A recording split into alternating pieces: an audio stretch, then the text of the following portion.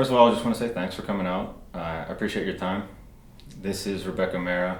I don't know Rebecca more than what I see on Instagram between her and her boyfriend Jordan, but I do know that she's local to Bend and she trains with Little Wing Athletics. Little Wing Athletics, and they also work out at Boss Sports, which is where I did my internship last year. So Great. I've seen you there as Awesome well. spot. And yeah, it is a good spot. Kevin's a good guy, and but I see you guys work out there. I follow you on Instagram, and I just figured I'm always curious about getting to know different athletes, new sports, and here we go. I want to say thanks, and whatever information you get, it's going to be helpful for both of us. Absolutely. Happy to be here. Appreciate it. Let's start way back. Let's go to like childhood. What sports did you do growing up? Were you always a runner? Did you do other sports? No, not always a runner. I started as a soccer player back when I was 7 years old. First time I played AYSO. And I swam. I did junior lifeguards, which is very much a Southern California thing. And did a lot of open water swimming from the time I was young, and a little bit of swim team when I was in high school. And I was not a runner until really when I went to high school, when I started running cross country and track. At what point did you find out, or did you figure out, like, all right, running's my thing? Yeah. If you ask my parents, they'll give a different answer than if you ask me. I was always a very fast soccer player. In fact, that was probably the only reason, other than the fact that I'm left-footed, that I was any good at all. But I first discovered that, I was probably going to be a runner when I was in 6th grade. I got invited to a middle school track meet at our local high school, and I ran a 6-minute mile when I was 11 years old. And from then on, I kind of dabbled in a little bit of middle school cross country and track, some club stuff, and then really didn't get started until I was 13 when I went to 13 actually when I went to high school. So moving from high school into college and beyond, what was it about your abilities, whether it's physiological or psychological, that allowed you to take running to the next step?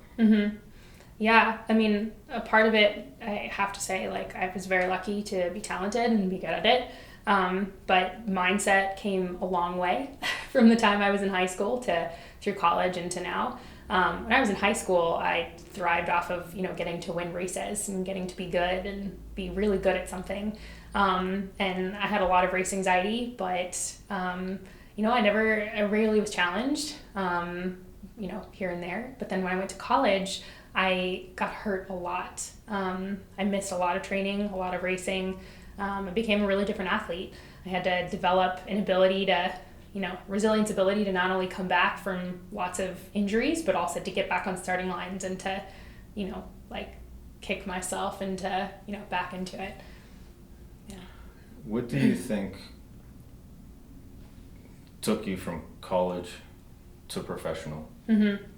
Yeah, so a lot of it was, I had a couple of good races when I was in college. And in fact, my last year, my 5th year, I had this really amazing season right in the end that made it possible for me to be on this team. I ran a personal best. I made the NCAA final in the 1500, which was a crazy story in itself. But I think a lot of it was developing a mindset that, when I was in races, that I could do it. That even though all of the information said that I was not as fit as anyone else in the starting line, and I had done so much less work, I told myself that I could do it anyways. And I think that was really what kind of carried me through and helped me build my confidence into the athlete I am today. And now I get to have the training piece as well, which is extremely important on this level. But the confidence is huge. So you mentioned resilience, fighting through injuries, building up the mindset. Tell me more about how that was, whether internally dealing with the physical part of it. Yeah, I mean, as I mentioned, I had a lot of injuries when I was in college, and it was a decision point. It was, I want to decide to do this and to try to, get through it and get better, or I can stop. And to me, the option was always to just continue and push through and try to get better. And so I think, that really added to my ability to, weather through the storm, I suppose you can say. I got a lot better at when little things would happen, I was able to kind of like dust off my shoulder and it was no big deal. And so I think it just made me a better athlete overall, in my ability to train and race. How would you describe your running mindset? Running and racing mindsets, I suppose training and racing mindsets are slightly different. I think even over the last year and a half, my training mindset has come a long way. A year and a half ago, you can ask any of my teammates who are around, I hated to run alone. I was never any good at doing tempos on my own. Long runs were the biggest struggle. The idea of going for an hour and a half run by myself, never went over great, but I've come a long way. I mean, I realized just the other day, I went for like a long tempo run on my own. I went for a swim this morning, an 8-mile run. I didn't think anything of it. And so I've come a long way in my ability to like do things on my own. In terms of racing, I'm learning how to take confidence from my training, because I got very good at, finding confidence in myself in order to get through really difficult races and difficult times. And, but I feel like I kind of develop a switch, like an alter ego when I run races. And I think that, has allowed me to excel more than most would have expected. An alter ego. Mm-hmm. So an alter ego for racing. Tell me more about what that is, or how would you explain that to someone who wouldn't understand what you mean by, what do you mean you just turn a switch? Yeah, absolutely. I can imagine that sounds confusing. But when I get on a starting line, I really think about like my goals and where I want to be. And by switch flipping, I mean like my competitive self turns on. And I think that, that makes a huge difference when the going gets tough. I like do not let myself think about how I feel. I think more about like, I'm confident I can do this. Like, I don't know if that makes sense, but. No, you bring up two things.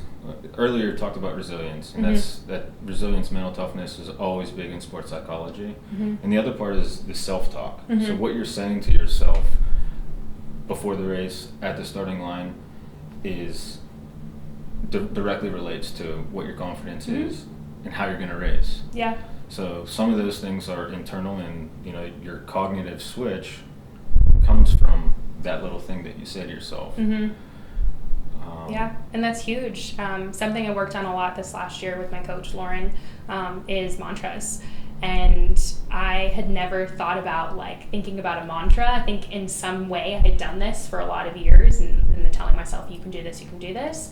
But there was a mantra that I developed when I was really kind of struggling actually last indoor, and I was just coming back after basically a year of not racing, and I didn't know how I was going to be in a professional field. It was nerve-wracking. And like having that mantra and having that phrase I can say to myself, which I think was get after it, it just helped so much. And I have absolutely been in races where I've kind of broken myself down. And if you're, bashing yourself before a race and telling yourself you're not going to be able to do it, chances are that's what's going to happen. So your mindset going in is so important. You also mentioned that you're extremely competitive. Yeah. Where did that come from? My whole family is extremely competitive, all in different ways. But I think growing up playing lots of games of Risk and playing a lot of tennis with my family, and everything would turn into a competition. So I think that's a lot of where that came from, for sure.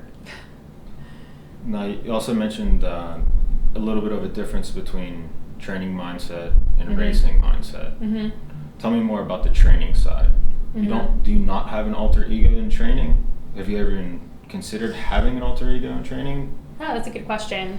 No, I think the alter ego takes a lot of emotional energy, it feels like, to bring about.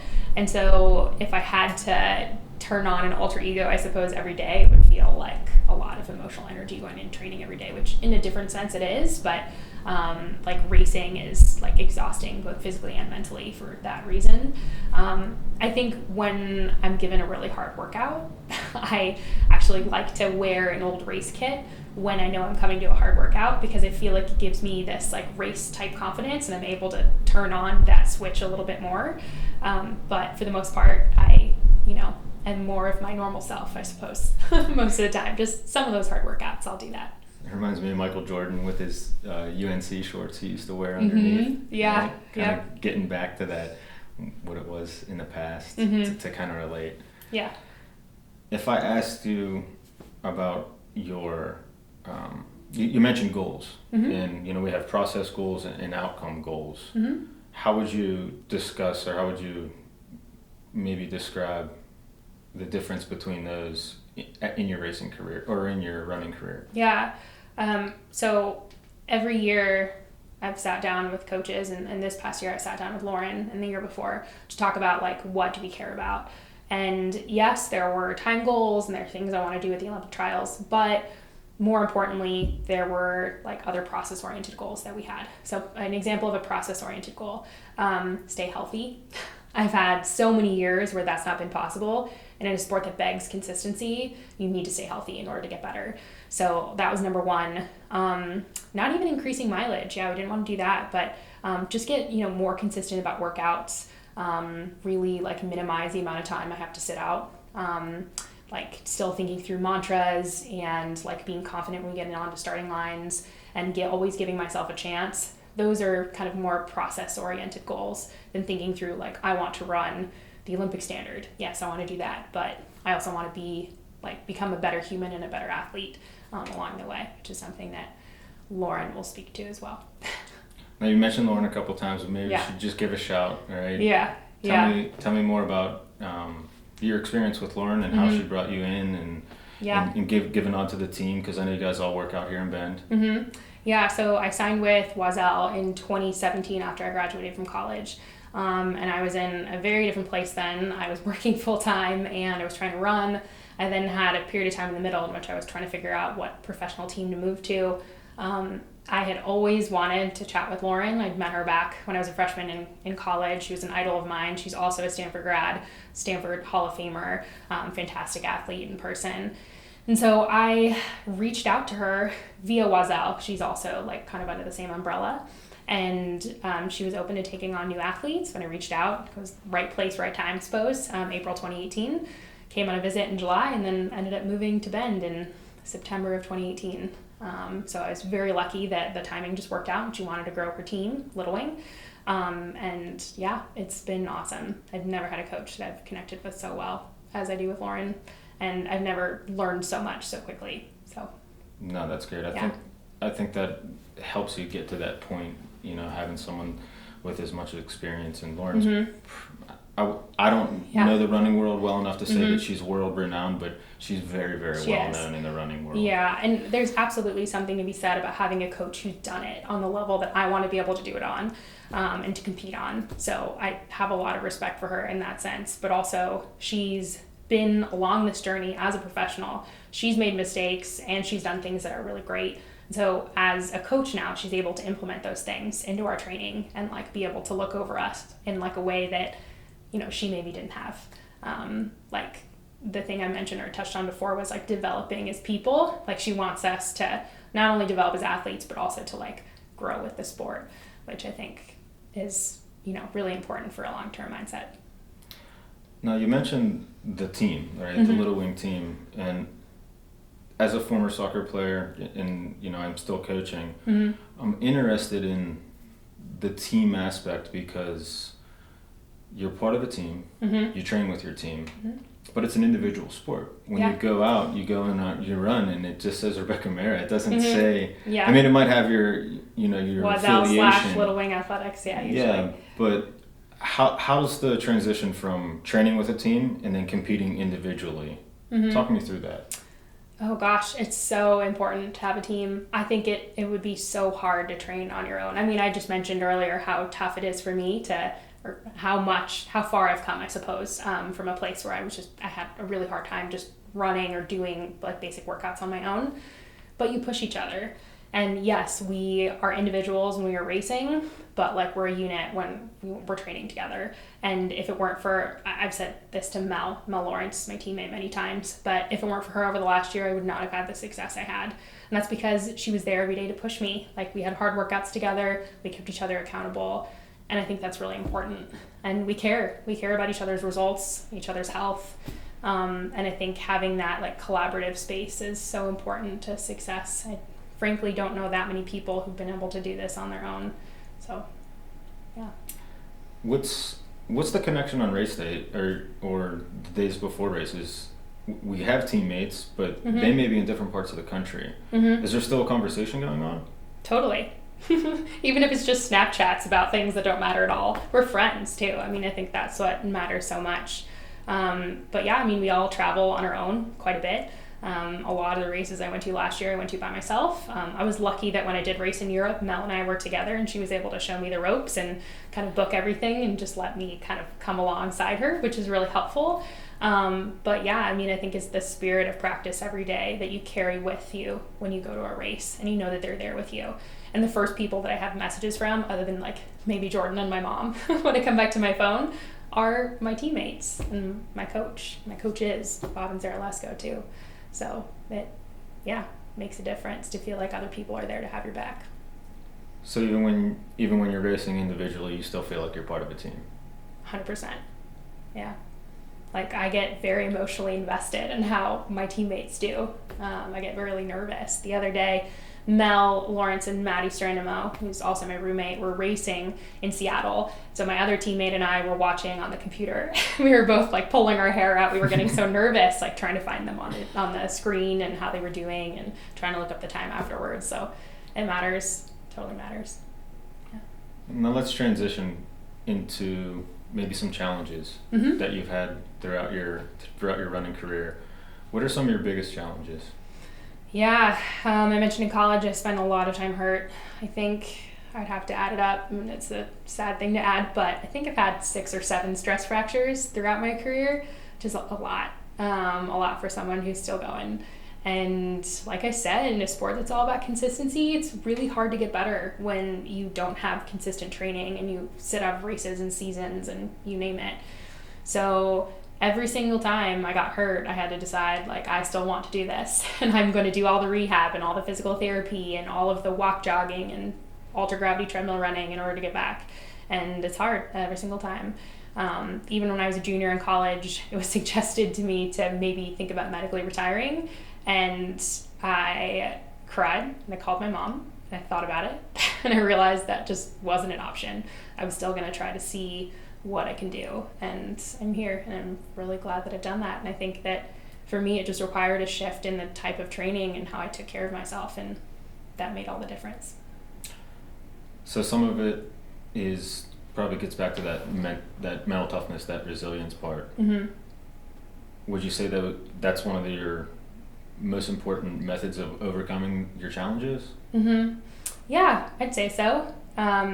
When I was in college, I used to run on the ultra-gravity treadmill, and it was up against a wall. So, like, your face was 6 or 7 inches from a wall. But there were several of us that were kind of going through injury cycles and hurt a lot. And so we used to put photos and messages up on the wall just to support each other. And I don't know if that speaks to resilience specifically, but I think it goes back to the theme of, you know, having teammates and having other people there to push you and lift you up when you need it. So I think I needed that sometimes. Absolutely, like people to be there for me, but also I think the like visceral want to still be good and to like set goals and, you know, have something 6 months down the line that I knew I wanted to do. Like I imagined myself on the starting line at the NCAA finals every single day when I was on the ultra-gravity treadmill. And if you will it, sometimes it'll happen. Yeah. Well, that gets, I mean, you're hitting on a lot of different psychological, sports psychology topics, and that's imagery. Yeah. You know, imagery in sports is extremely important. Olympic athletes are almost forced to do imagery, and there's plenty of clips of baseball players going through the swing, football players going through their motions, but all they're doing is they're imagining themselves in a certain way, and that's essentially what you're doing. You're using an image of yourself in that certain situation. Whether it's to motivate yourself or to become more confident or just to compete better. Yeah, absolutely. I think there's something to be said about, you know, if you don't imagine yourself doing it, it's not going to happen. I said it before in a mindset before racing, like if you think you're not going to do it, it's not, that's what's going to happen. You're not going to have a good day. And so I think the more that you imagine yourself doing something, you know, it still might not happen, but I feel like it increases the chances that it will. I often tell athletes that one of the most underrated skills or unmentioned skills is imagination. And athletes don't always talk about imagination like it's something that's important. But perhaps we should. And you can think about a little kid. If a little kid didn't have imagination, where would they be? Yeah, we do so much to ground ourselves in the reality where we're at. We love data. We love to look at our heart rate, and we love to see our mileage, and we love to see, all of our different Strava stats. But yeah, I think you're totally spot on. I think being able to imagine where you want to be is just as powerful as, more powerful, I should say, than stats on a paper. Let's transition, because not being a runner myself, I'm always curious about what's going through your mind while you're running. I'm a former soccer player, so soccer players, we have so many things going. There's 22 players on the field. They're all moving usually at the same time. And there's a lot of time for you to even think about this, that, or the other thing. What do you think about? What's going through your mind when you're training and when you're racing? Yeah. So training, I guess it depends on the type of training day. I'll go for a jog with my teammates and we're just chatting the whole time. So that feels more like social hour perhaps than actual training. But if I'm in a hard workout or a race, which I suppose is similar, I try to kind of find a sense of flow. And the more you can not think, I suppose, the better. And you can just focus on your form and getting through the next 100 meters. Sometimes when I'm in a workout and I'm really starting to struggle, I try to imagine that I'm running downhill and then it's really easy. So I think body cues are really important. I think in a race, I try not to let myself think about how I feel workouts too, because I think it can be a slippery slope to start thinking about, I don't feel very good. Why don't I feel very good? What's wrong? What did I do wrong? Is something that I did in the last few days the reason why I don't feel good? I mean, I think it's just really unhelpful, because you can feel terrible on a warm-up and have a great race, and you can feel not so great at the beginning of a race and surprise yourself in the end. So try to definitely cut out the how I'm feeling portion of things, but just try to think about body cues and remind myself of mantras and goals. I think is the best form of action. You also mentioned a little bit of dissociation. So kind of almost separating yourself from that. At what point did you learn that? That's a great question. I think I did it without knowing it when I was in high school. That when you run enough and you're used to what you feel like in your body when you're pushing yourself, you learn to kind of find a little bit of a state of flow. But I didn't really understand what that was until I was in college, and until I it was explained to me what I was experiencing or what I should be experiencing. And it was the first time I ever talked to a coach really about race mentality. And really I didn't delve into that a ton until I was a professional, in the last year and a half. But yeah, it's been a learning curve, I suppose. No, that's excellent. So I'd like to ask you about music. Music and sports psychology have, especially recently with more research coming out, have had a little bit of a marriage.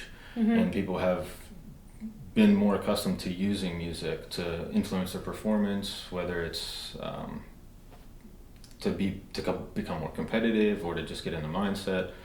How's music in your running career? I love listening to music, always have. I think from the time I was pretty young, I would identify a set of, whether it was 2 to 5 songs I always listen to before races. I don't actually run. I run with music sometimes when I'm on my own, or, I will occasionally in a workout, but for the most part, it's silence. But I, for the last probably 4 years, have listened to the same 2 songs before I race. And for whatever reason, I've just gotten in this routine of these 2 songs are the last 2 things I listen to right before I go warm up for a race. And I love it. And it's so funny when I hear one of those songs just on the radio or somewhere else, I'm taken aback a bit because I think that my heart starts racing and I start to feel like I'm about to go warm up. Yeah, because I only really listen to those songs right before I race. So yeah, that is quite interesting. Please share what songs they are. Yeah, so I listened to Show Me the Money from Step Up. Okay. I think P.D. Pablo is the artist. Yeah, I think so. And then Rather Be by Clean Bandit. they were just two songs I vibed with really well and started listening to before races. And I think that Rather Be song probably even predates 4 years ago, maybe like 6 years ago. Yeah, sounds right. But More specifically, what do you think about it is those songs? Because in music, there's the rhythm part of it, but there's also the lyrics part of it. So there's different aspects and dynamics to music. For you, in those songs specifically, how'd you explain it? I'd say it's a bit of both. I think Rather Be, the reason why I listen to that song is that chorus, is literally, there's no place I'd rather be. And I think that it's really easy as an athlete, and it still happens to all of us sometimes, even probably the highest levels in the sport. You psych yourself out a little bit. You're at a big race. You doubt, like, if you really want to be doing this, you're about to kind of put your body through pain in the form of a race. And sometimes it's easy to think, oh, I don't know if I want to do this. And then when I listen to that song, for whatever reason, it reminds me, like, there is no place I'd rather be. Like, this is what I want to be doing. And so when I need that check, it's really good to hear the lyrics because of how I've associated them. I think the other song is just, like, good beat, kind of gets my confidence and my mojo up. I remember the first time I listened to it was before a distance medley relay when I was in college. It was the first time my coach had ever asked me to anchor. And I was super nervous, and we were trying to get a qualifier for indoor nationals. And I just thought, I don't know if I can do this. And something in the song, I think there's some lyric that's like step up. And I was like, all right, I'm going to step up, I'm going to do it. And I ran like a 5-second personal best in the mile and like qualified for nationals, had the best time in the country. And it's like, okay, this is my song. It eliminated that little bit of self-doubt that you had. Yeah. Mm-hmm. And I think for sure the beat was absolutely a part of it. Like, it's just, it'll pump you up and make you feel good. That's, yeah. I find that really interesting because sometimes in my soccer career, when I was in high school, I would listen to like punk music because it was fast and it was aggressive, and that's how it was. And when I got a little bit older and into college ranks, I started to listen to a lot more reggae and slower stuff because the demands of the sport were a little bit different. And I grew to be a little bit of a different player. My responsibilities on the field were different. And I recall specifically talking with one of my teammates and listening to this song in the locker room, and him just saying, "This is so low energy, I'm gonna go to sleep." Yeah. And I thought to myself, well, that's what I'm aiming for. Like, I want to be that calm Super and neutral calm and relaxed. Yeah. Whereas he was a lot more the way I was in high school. He wanted to be running gun and aggressive. Yeah. That totally resonates with me. I have current teammates, and former ones who like to listen to really calming music, like Jack Johnson, something that I would listen to if I wanted to like wind down and go to sleep. But for them, like, they need to find a sense of calm, and like be in the eye of the storm, and that helps them do that. So music can be used in a lot of different ways, but for me, I use it, I guess, more so for the lyrics and also for the pump up vibe. In training, you prefer silence? I'd say just most of the time I am with teammates. And so when we're like jogging or even in the middle of intervals, like, we'll talk to each other. I've never like worked out with music really, other than if we're at a track and the music's like playing at the track. So I think it's just a sense of comfort. That's just what I've always done. And also, you know, if you're at practice and you're running a workout and your coach is there, like, you need to be able to hear your coach or like cues from your teammates. It would feel weird actually if I was wearing headphones and I was anything but by myself. So yeah, I would probably wear it for a workout, but when you're so used to silence and like hearing how you're breathing, and hearing your steps, that it feels almost odd to be like, you know, listening to music while you're going through a hard workout. Let's take a step away from music and talk about deep inner motivation. If I asked you, what's your why? What's my why? Like, why do I run? It's gonna sound cheesy, but like, I love it. I think that my journey to loving it though was like pretty bumpy. But I think that in the times in which I've been checked, like, and I've been hurt and the sport has almost been taken away from me, have been the times in which I've realized how much I love it and how much I appreciate it. I've become the person I am today because I've been challenged through the sport, and a lot of the lessons I've learned across the board in the last, 10, 15 years of my life have come from track and field.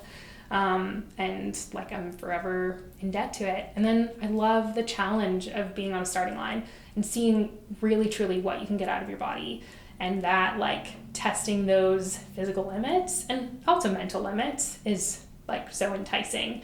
A lot of people talk about the runner's high and like finishing a marathon, which is not something I've ever done, but like the feeling of accomplishment and like, you know, excitement that you could be able to push your body like that is, yeah, really, really fulfilling. So there's different dynamics. Yeah, like the love for running and the sport, the lessons I've learned, and then also the challenge, the physical challenge of like seeing how fast you can get, how much you can push your body. It also goes back to the mental toughness and the resilience part that helped you get to the passion part, and to help you raise your self-awareness, to realize how much you miss it, how much you enjoy it. Oh yeah. To get you and like you said, you have to put yourself through some pain to get to where you want to get to reach your end goal. Yeah, I don't feel like myself if I haven't gone for a run in a couple of days. It's just really odd when you're so used to getting your heart rate up and like kind of having that runner's high, I suppose, at the end of the day. It's really odd when you don't have it. And yeah, it's funny because I kind of touched on this, but if you had asked me as a high schooler, I would have just said, I don't know. It's like, it's fun to race. But was it? I mean, I was super anxious a lot of times. Don't know how much I actually loved running. But like I said, it was the times in which it was taken away from me is when I realized, oh, that's how much I love this. And growing with the sport and becoming an adult with it was, yeah, huge.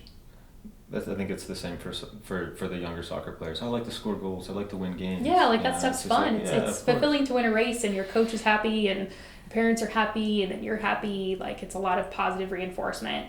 But I think the times in which you really truly learn what you love are the times in which it's challenged or taken away from you. I mean, people say that you learn a lot more from your failures than you learn from your successes, or you know, the days that you lose rather than when you win. And I'd say it's the same for finding a passion in something. I always say losing is learning. Yeah. Because a soccer team can go out, or any team can go out and win a game 5-0. But what do you learn from that? Yeah, you don't. You know, that's not a day that you were pushed exactly to new limits. So makes sense. So one thing I wanted to ask is, you've come this far. You're a professional runner. Yep. What are some goals that you have now that you're here? Yeah, so this is a big year. The Olympic trials for track and field are in June. I've never competed at Olympic trials. So compete at the Olympic trials is one. Two, I'd like to make the final. I made the final at US Championships last year in the 800 in a time in which, you know, I would have thought and no one would have thought I had any business in there. And so now I feel like I need to have the confidence to be in the final and give myself a chance to make the team, make the Olympic team. And it's a long shot. You know, US women's distance running is incredibly competitive that amazing people don't even make the final.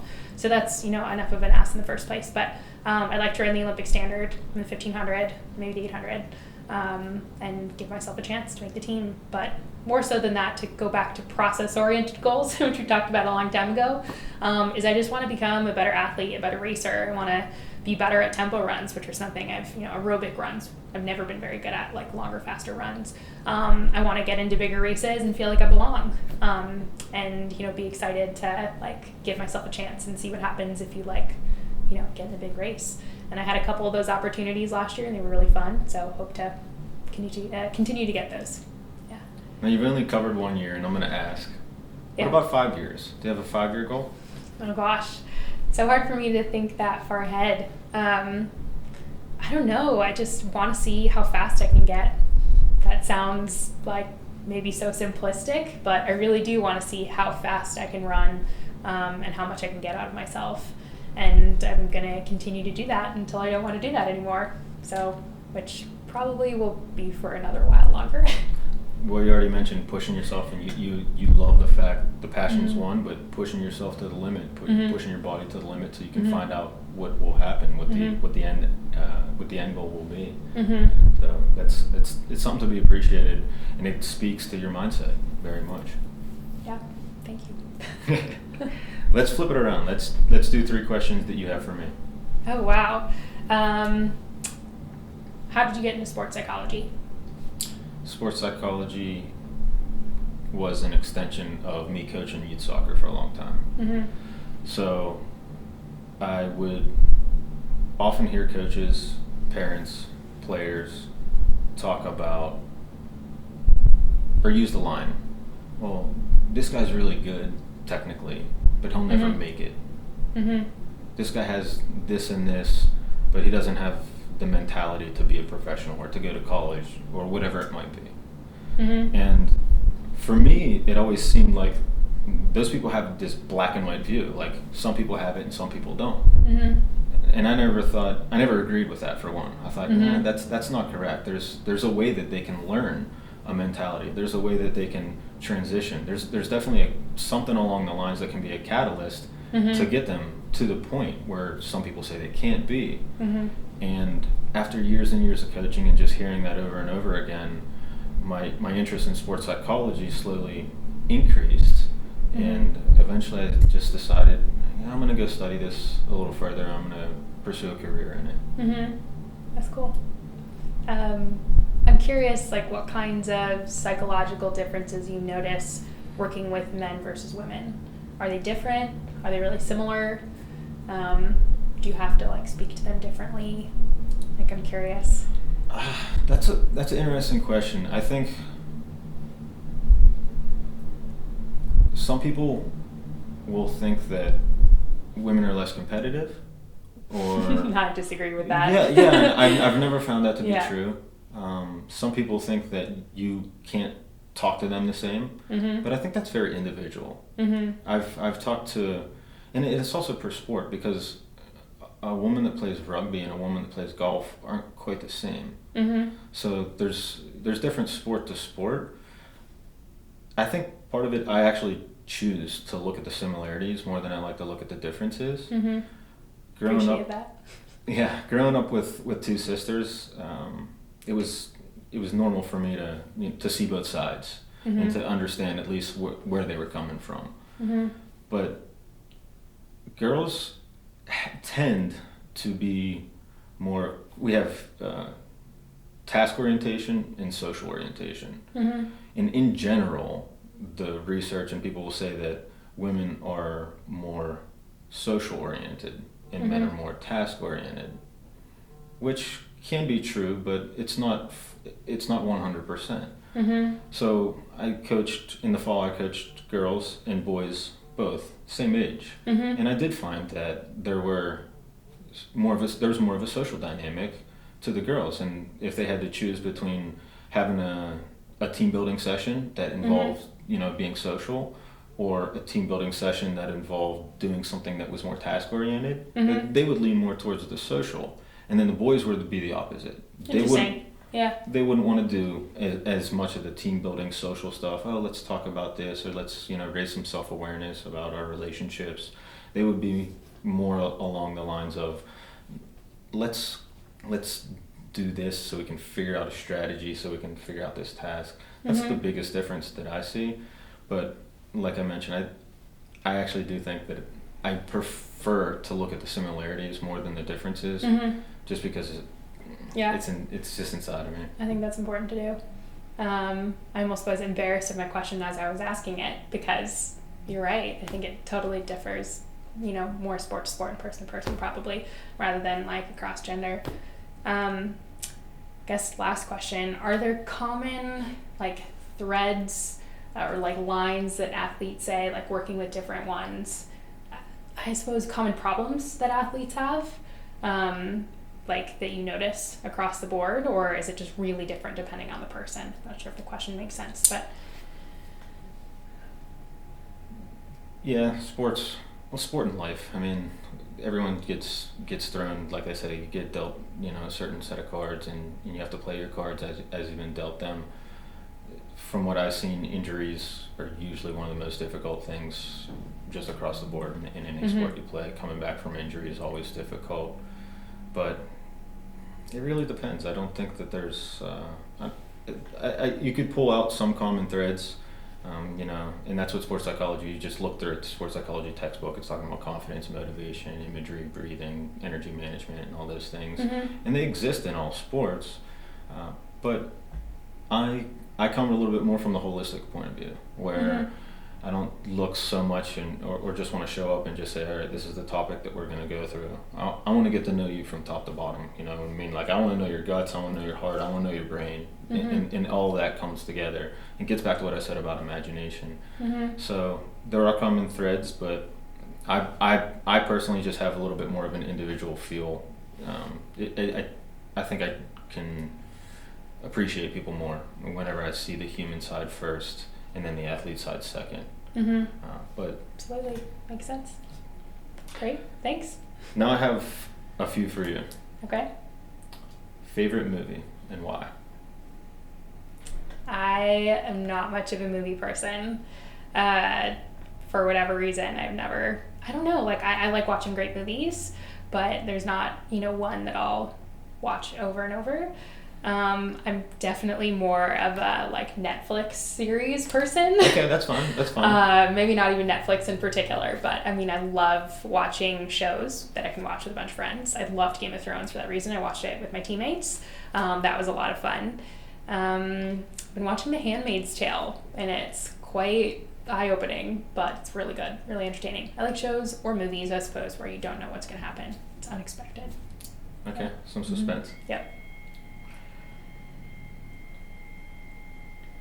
Tell me something that's non-sports related that you're very passionate about. Oof, love this question.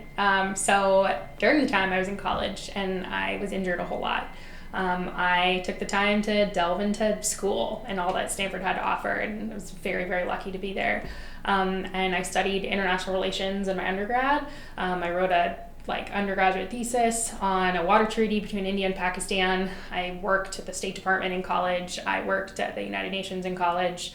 I loved international relations and how countries interacted and diplomacy. Even through my master's, I was still very interested in public policy. And now I get to work on local Bend politics. I work for the mayor of Bend, and it's not international relations, but I feel like I'm actually able to give back to the place that I live in. And policy is so influential. It's so important. Something we worked on a lot this last year that I never knew I'd care so much about, but it makes sense, is creating new wildfire policy for the state of Oregon. And that's something that was a big priority for Sally Russell, the mayor.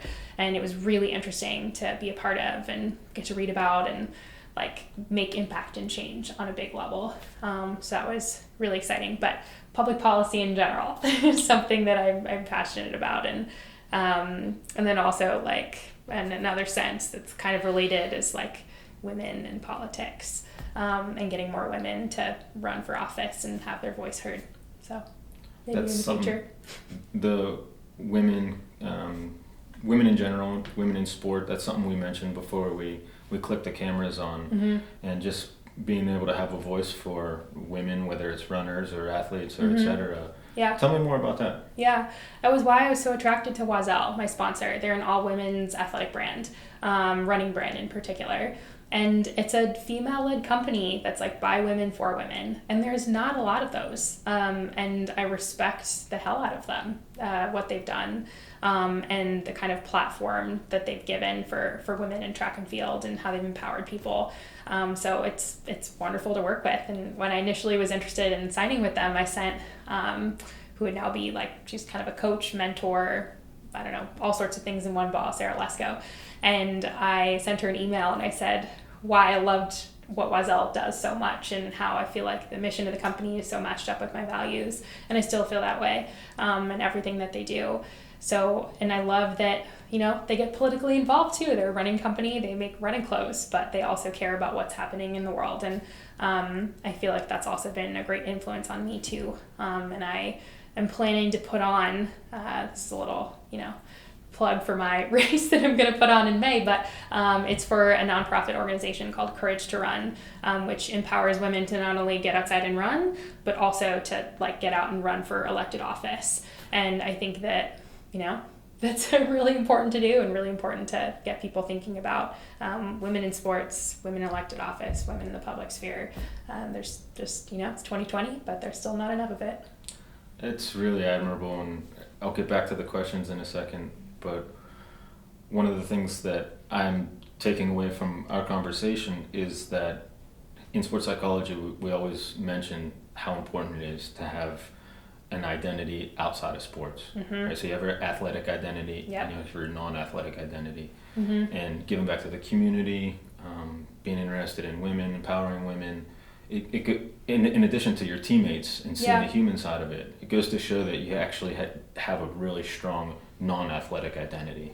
Yeah, I think I was lucky through the time I was hurt so much to be able to find who I was beyond being an athlete, because I considered not being an athlete anymore. And I thought, who do I want to be? What do I want to do? And when I was faced with that choice, I made choices about who I want Rebecca Mehra to be beyond the track and field athlete. Even though that is an important part of my identity, I have a whole, kind of other part of my identity as well.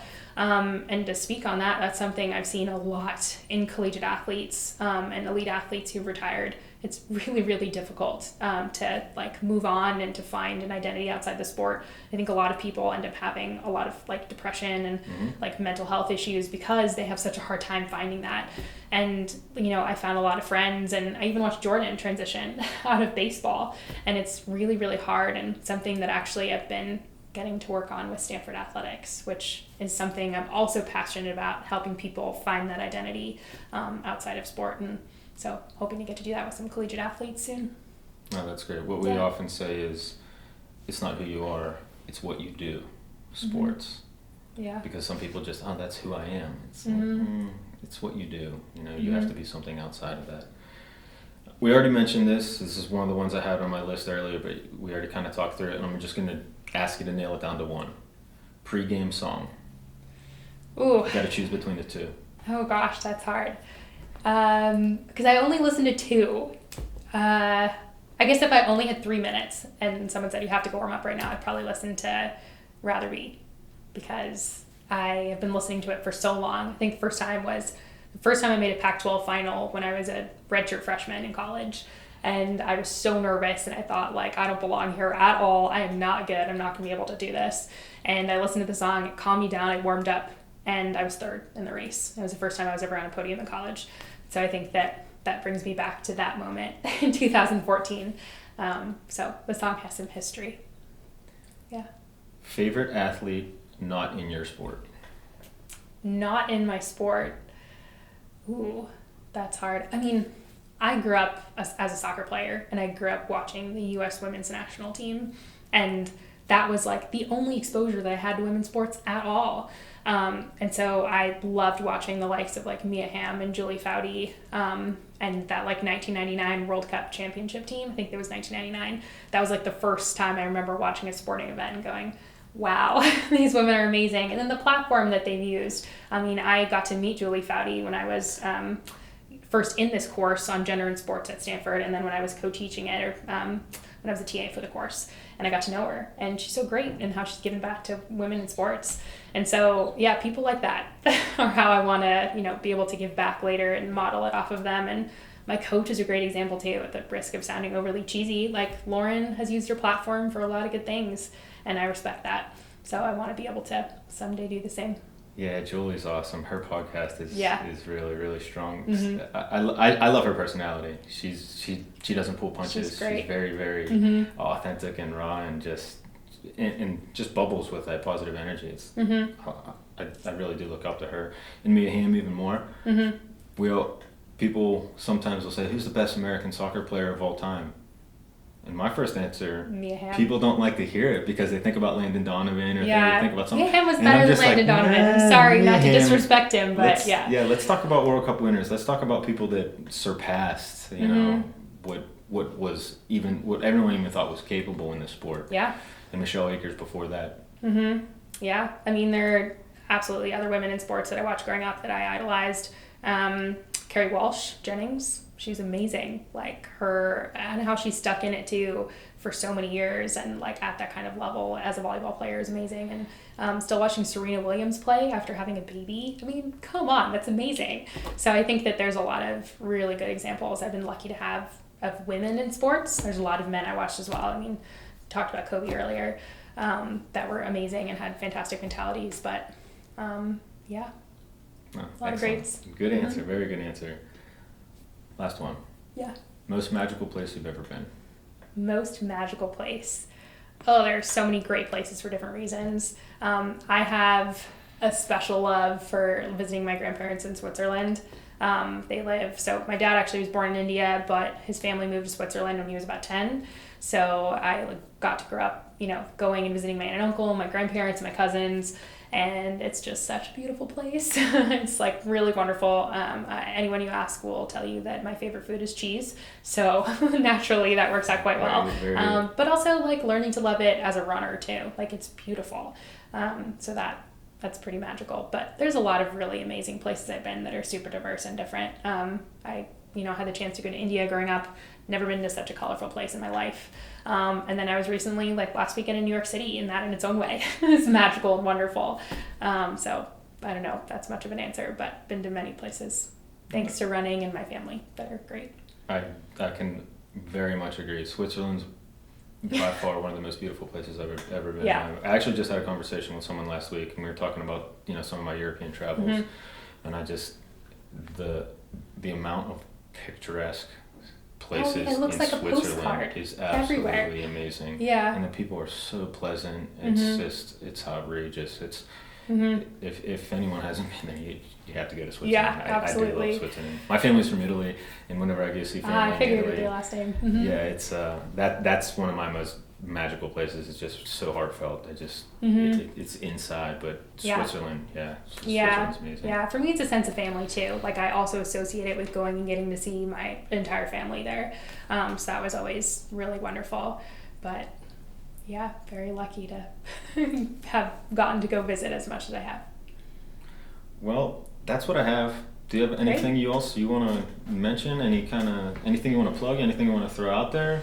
I don't think so, but go check out Oiselle, the women's running brand that I run for. Shirt. Look into Little Wing Athletics, our team. They're fantastic. We're growing. Hopefully we're going to have some people making some Olympic and World Championship teams sometime soon. As I said, the Courage to Run 5K, it's going to be May 2nd here in Bend. I'm really excited about it. Come out. It'll be here at the Haven. Yeah. Awesome. I appreciate your time. It's always good to meet new people, but also to have experiences so I can get better at my profession. Yeah. And learn a little bit, get to know Rebecca the athlete and Rebecca the person, and I really appreciate your time. It's been great. Yeah, absolutely. Thank you for having me here. It's been great. I've learned a lot from you too, sports psychology wise. Thanks. Yeah. Thanks.